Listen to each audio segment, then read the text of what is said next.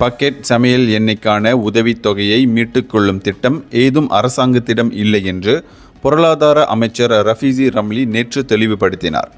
இந்த விஷயம் தொடர்பில் ஏற்கனவே நான் வெளியிட்ட அறிக்கை சரியான கண்ணோட்டத்தில் எடுத்துக்கொள்ளப்படவில்லை என்று அவர் சொன்னார்.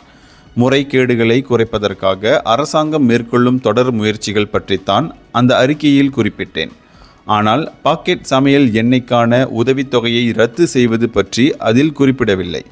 ஒரு பொதுவான கேள்வி என்னிடம் கேட்கப்பட்டது.